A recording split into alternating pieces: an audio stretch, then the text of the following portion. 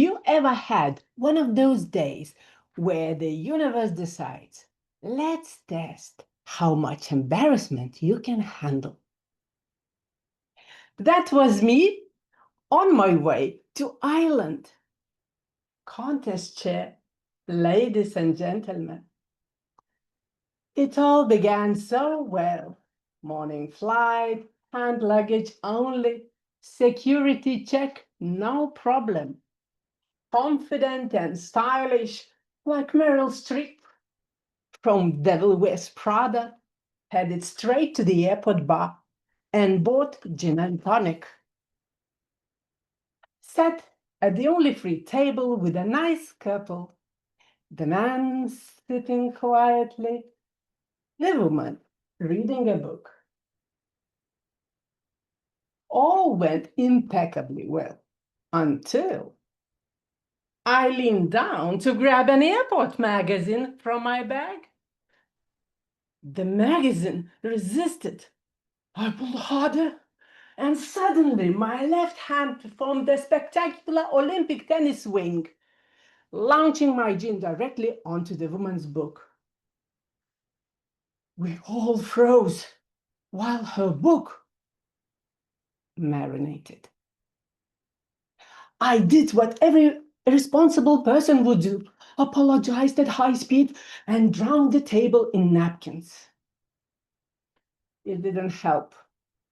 The couple fled anyway, leaving me with a sticky reputation and half a gin deficiency. But the day was only warming up.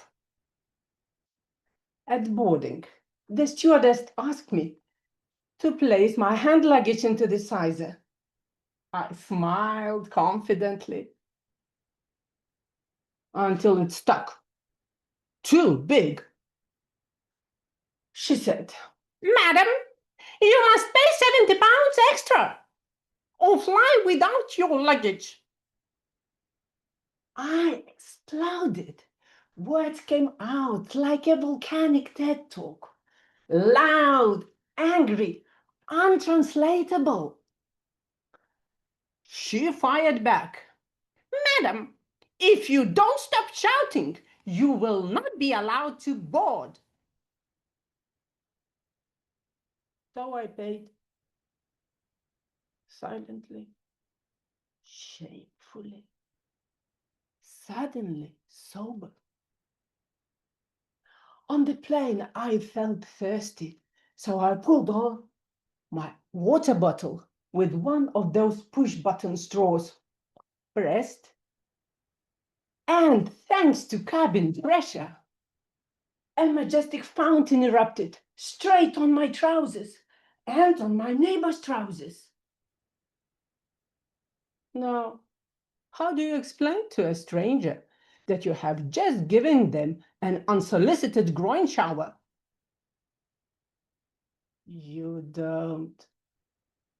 You sit quietly, pretending you enjoy looking like you have wet yourself. An hour later, I landed in Dublin. Calm, polite, and terrified of liquids. Sitting in the train to Portlaoise, I noticed the overhead luggage rack had a 10-kilo weight limit. My bag, definitely more. I thought, what if it falls and injures that poor old lady in front of me, or even kills her? I thought. And the next day, the headlines. Lithuanian Toastmaster fatally injured a sweet Irish granny on a train with an overweight Samsonite. I jumped on my feet, dragged down, and placed it on the floor. No incident happened. I got to the hotel, utterly exhausted. Next morning, my roommate kindly offered me a lift to the conference. Lovely girl from a sheep farm with a dog. But her car, well, how to describe it? Color, undefinable. Smell, unforgettable. Interior design, uninhabitable. She placed a plastic bag on the seat and said, "Sit down, please."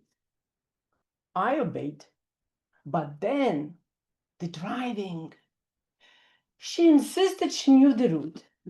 She pulled out her phone, screen shattered like modern art. She stared at it while entering roundabout. Kept circling and circling again and again. I thought, this is how I die. In a mud-colored car, surrounded by sheep here, empty crisp packets, and the faint smell of dog pee. At the speed of light, I whipped out my phone, put Google Maps on speaker. Take the next exit. Proceed straight. After 1 mile, you will arrive. Alive. Fellow Toastmasters, what did I learn? Number 1, never trust airport magazines. Number 2, never argue with the stewardess. And number 3, never ever get into a muddy farm car without sat-nav. Life throws us embarrassing moments, water fountains, luggage drama, and near-death roundabouts. But if we survive, at least we win material for a humorous speech contest. Contest chair.